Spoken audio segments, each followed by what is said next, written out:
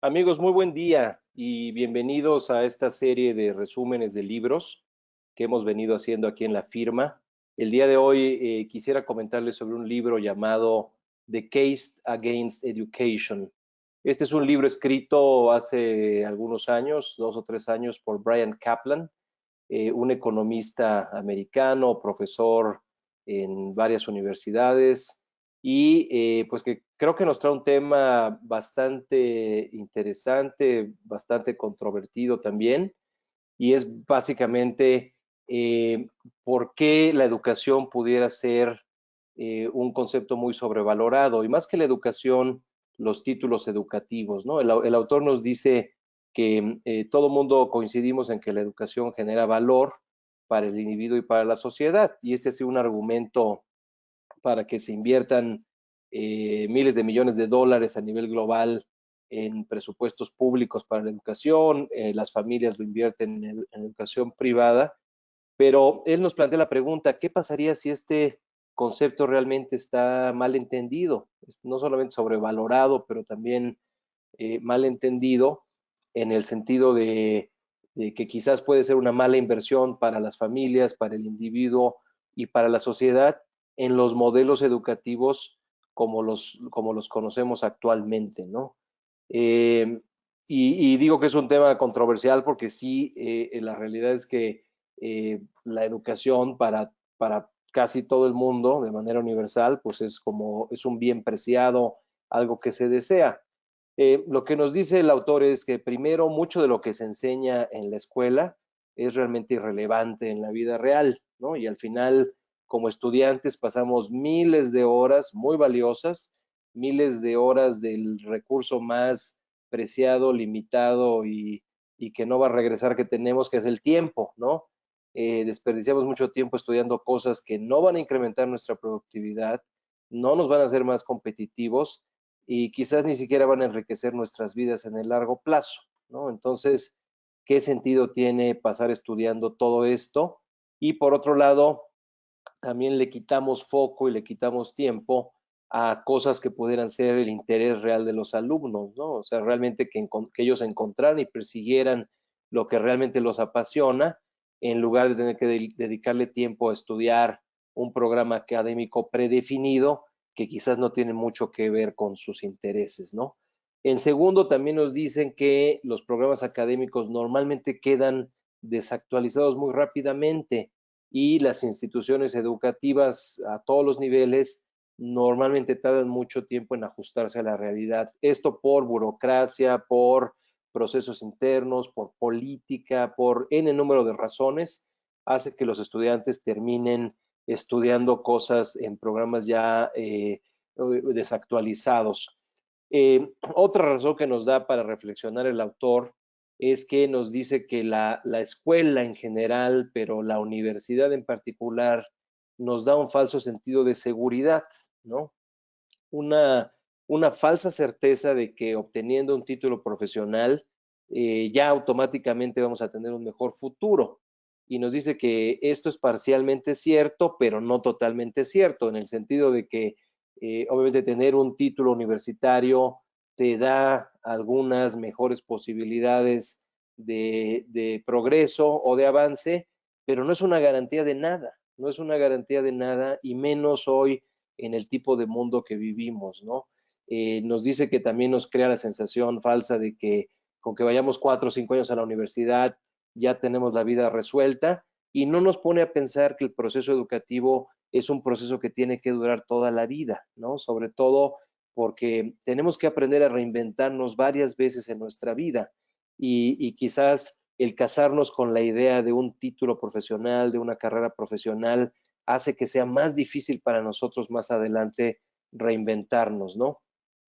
También nos menciona que probablemente para mucha gente podría tener más sentido invertir lo que estarían gastando en una carrera universitaria para mejor poner un negocio, invertirlo en un fondo bien diversificado hacia futuro, más que endeudarse y gastar demasiado en una carrera universitaria, ¿no? Esto también porque ir a la universidad no tiene la misma relevancia para todas las personas, y también no todas las personas tienen la misma capacidad para afrontar una carrera universitaria. Entonces, ahí el autor también pone un tema muy controversial, ¿no? En el sentido de que la universidad no es para todos.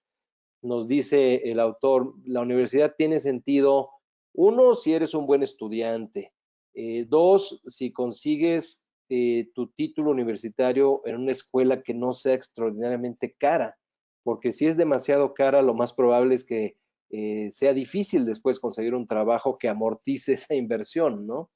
Número tres, si planeas trabajar de tiempo completo en la carrera que escogiste, ¿no? También él, desde su perspectiva como maestro universitario, ve muchos casos de estudiantes que no terminan trabajando en lo que estudiaron y entonces se cuestiona qué tan buena era esa selección de carrera y esa inversión, ¿no?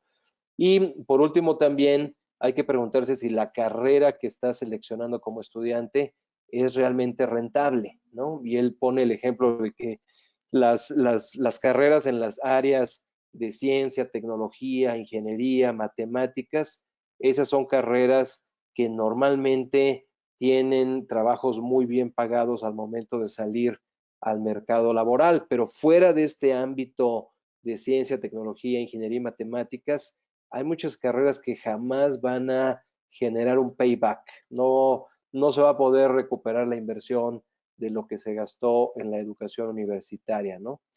Y entonces eso también le lleva al autor a hacerse preguntas ya más a nivel, digamos, de la sociedad en general. ¿Qué tan bueno es invertir o gastar tanto dinero en educación pública, ¿no? Nos hace el punto de que muchos países destinan ya desde hace mucho tiempo entre 3 y 6% del PIB nacional a educación y sin embargo sus países siguen teniendo problemas, ¿no? De pobreza, desigualdad, falta de oportunidades. Entonces, ¿cuál es el resultado de toda esta inversión pública en educación? Nos pone el ejemplo que incluso en economías desarrolladas, ya cada vez es más común el caso del graduado universitario que termina trabajando como conductor de Uber o en otro tipo de trabajos y que están muy bien. Y él pone el ejemplo de que quizás hay gente que le va muy bien desarrollando una práctica de plomería o siendo conductor de Uber. Está perfecto, pero en ese sentido, ¿qué caso tuvo haber ido a la universidad a estudiar 4 años y quizás en algunos casos con cargo al erario, ¿no?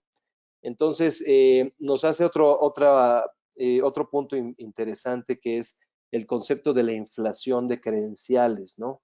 Es como lo llama él, en el sentido de que entre más abogados o contadores hayan en una sociedad, entonces es menos relevante tener el título de abogado o contador, por poner un ejemplo, ¿no? Entonces, para poder diferenciarte de los demás, tienes que estudiar algo más, un diplomado, una maestría, y entonces esto va haciendo que cada vez se tenga que invertir más en educación para poder acceder a los mismos salarios o a las mismas oportunidades, ¿no? Y de la misma forma, entre más graduados de maestría existan, pues se tendrá que aspirar a un doctorado o algún otro nivel para poder diferenciarse del mercado. Entonces, este concepto de inflación de credenciales le cuesta mucho a la sociedad, le cuesta mucho a las familias, únicamente beneficia a aquellos que venden las credenciales pero no es bueno para la sociedad en el largo plazo, ¿no? El autor nos menciona que hay evidencia anecdótica que cada vez se necesita estudiar más años para poder aspirar a los mismos trabajos y entre más invertimos en el acceso a la educación, pues hay un fenómeno perverso también que es que más se devalúan los títulos académicos o universitarios, ¿no? Entonces, ahí el autor también nos comparte un síntoma que él piensa que es importante en el sentido de que hay cada vez más empresas, sobre todo muchas empresas de tecnología, empresas líderes que les ha ido muy bien en los últimos años, que cada vez más están descartando al título universitario como un requisito de contratación, ¿no? Eh, y bueno, también nos dice, hay muchos ejemplos de personas que no han terminado la universidad, ¿no? Pone el caso típico de Bill Gates o Steve Jobs y que han construido empresas muy exitosas e que incluso atribuyen al hecho de que no fueron encasillados por un programa académico estructurado, definido, que les limitara su universo de pensamiento, y ponen eso como parte del éxito que tuvieron, ¿no? También nos habla un poco del tema de que a veces hay un ambiente en el que ya ni los profesores están capacitados, ni los estudiantes están motivados, y entonces todos vamos a la escuela simplemente para cumplir, ¿no? Los profesores como que hacen que enseñan, los estudiantes como que hacen que aprenden, y entramos en un círculo vicioso muy malo, ¿no? Muy malo para la sociedad.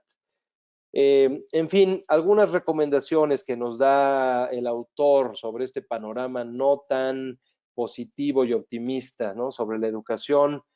Él lo que nos dice es, hay que reducir el contenido curricular, enfocarse en lo que es realmente importante, no darle paja a los estudiantes de cosas que seguramente van a olvidar en cuanto salgan de la escuela.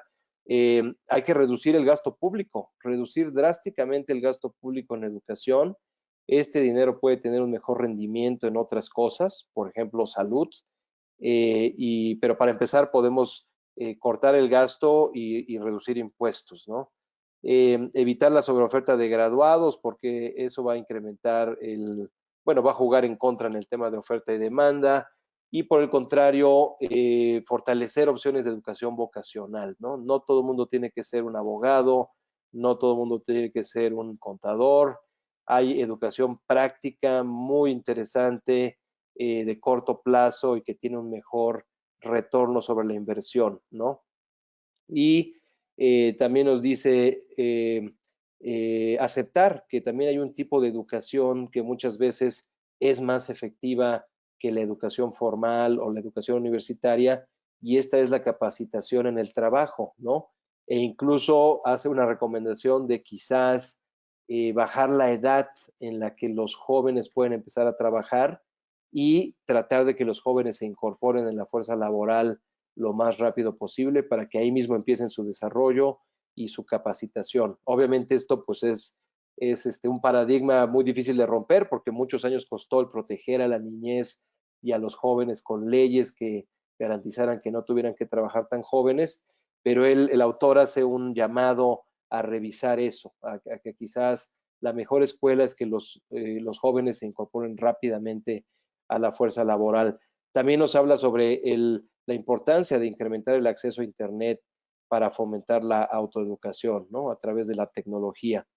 En fin, el libro nos habla también sobre pues la gran pregunta, ¿no? La gran pregunta es si la educación, la ciencia y la cultura deben de ser del dominio público o privado, ¿no? Es la gran interrogante porque no puede ser totalmente público, porque en lo público muchas veces hay enormes desperdicios, enormes ineficiencias, y lo que es de todos no es de nadie.